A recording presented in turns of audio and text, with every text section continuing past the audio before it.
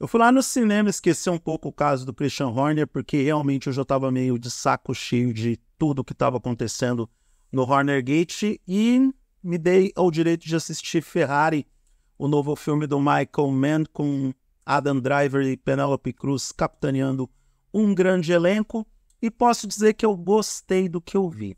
Para quem gosta de automobilismo, e é o meu caso, todo mundo sabe que eu sou fã de Fórmula 1, tanto que eu estou há semanas falando sobre o suposto que aconteceu, que não aconteceu lá no chefão da Red Bull, e comentei toda a temporada do ano passado de Fórmula 1, e esse ano eu já comecei falando sobre o GP do Bahrein. Eu tô doido para errar esse nome.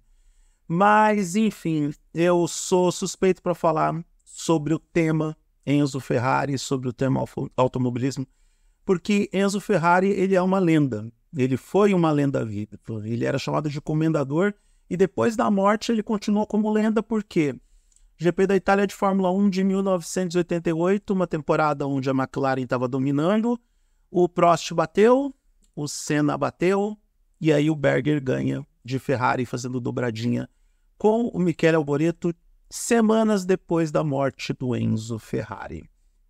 Ferrari conta a história do Enzo Ferrari no ano que foi o ano mais importante para a Ferrari se transformar na lenda que foi, ou pelo menos na janela de tempo compreendida entre um ano depois da morte do filho do Enzo com a esposa, o Dino, e até o final das 1000 milhas italianas, onde um evento acontece depois de tudo que aconteceu.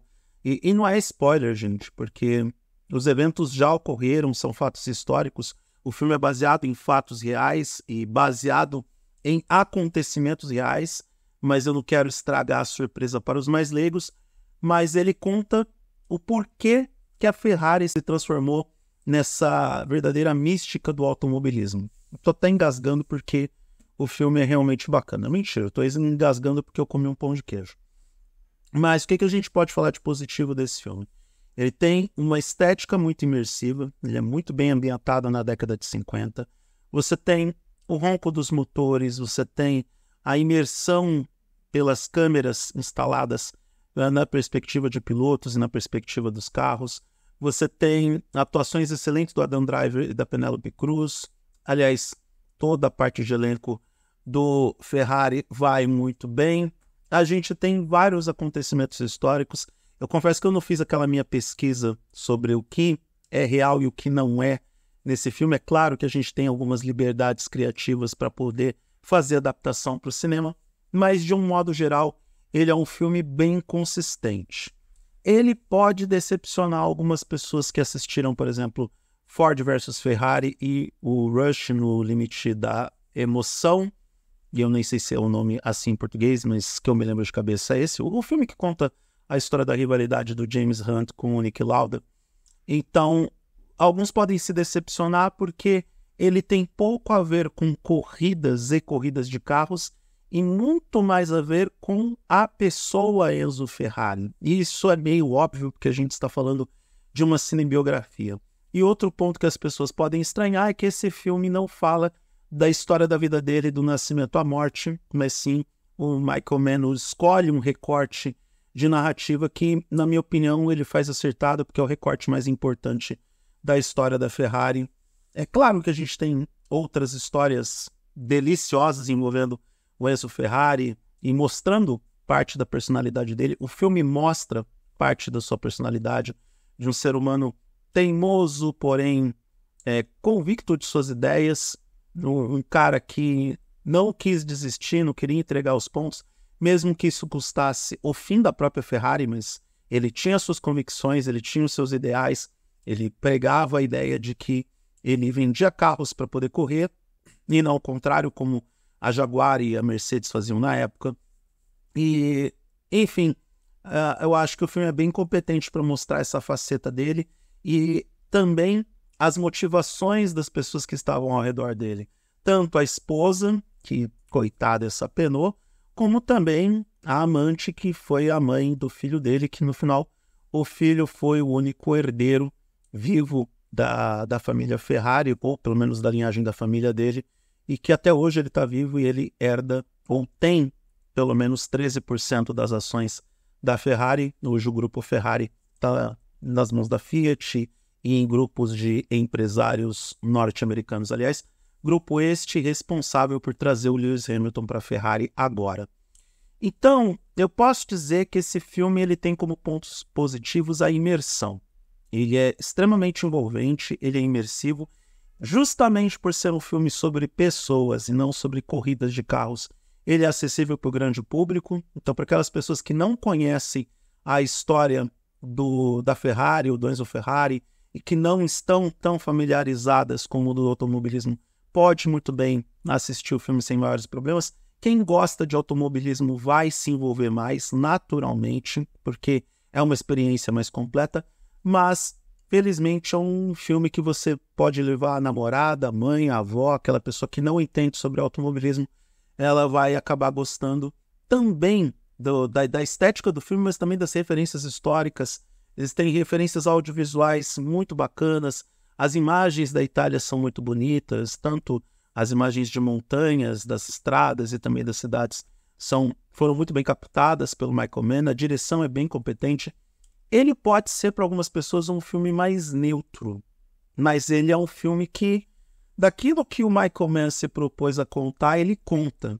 Então eu acho que para quem é fã de automobilismo, para quem é fã da Ferrari, para quem gosta do assunto e gosta de temas históricos, o Ferrari cumpre com seu papel e ele vale a pena.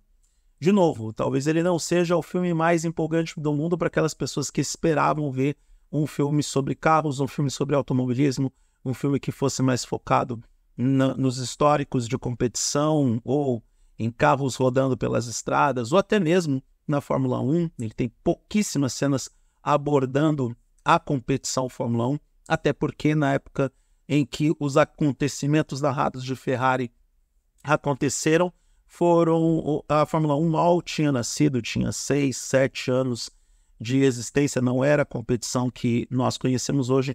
Então os endurances, as corridas de longa duração, elas eram as mais populares e era que ajudavam as marcas a vender carros.